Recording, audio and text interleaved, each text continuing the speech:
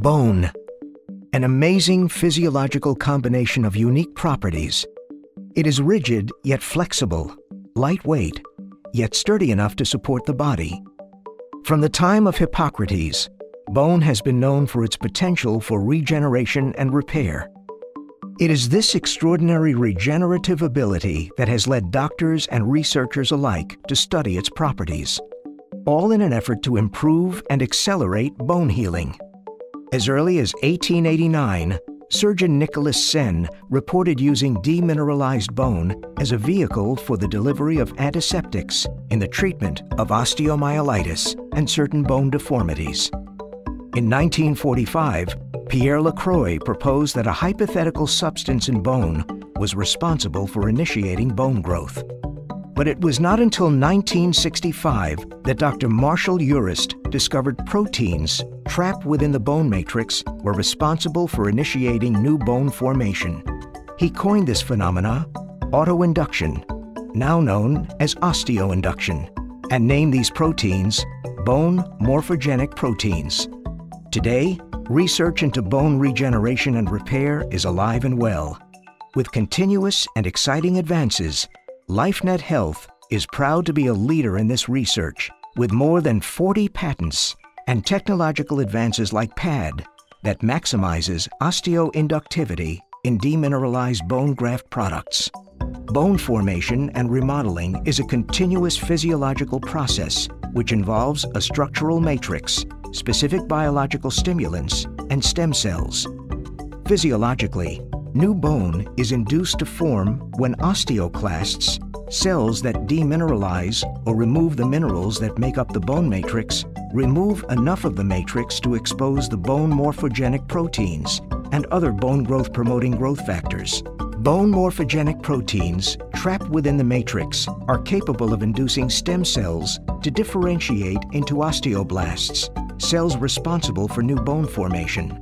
Since bone morphogenic proteins induce stem cells to differentiate into bone-forming cells, they are referred to as osteoinductive.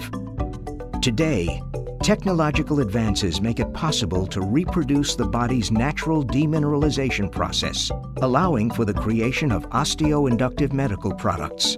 The percent of the mineralized matrix left intact after demineralization is fundamental to achieving optimal osteoinduction.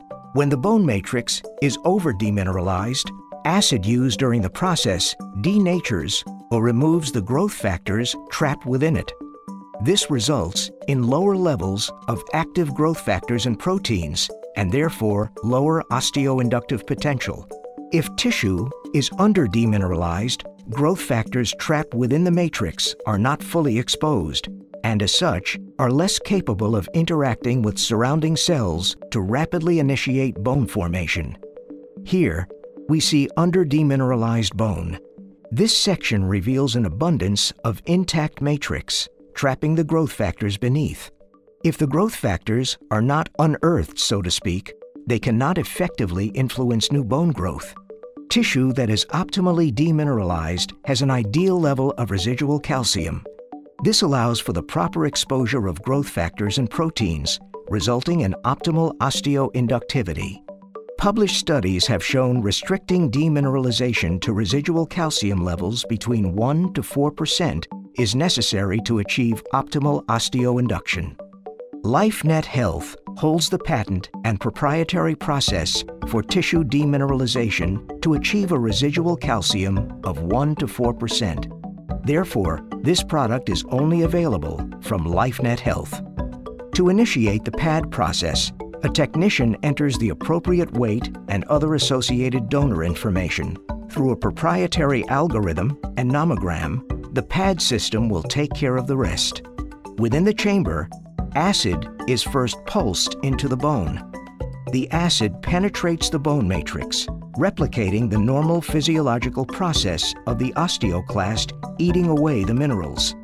Immediately following this acid bath, a buffer solution is introduced via computer-controlled steps.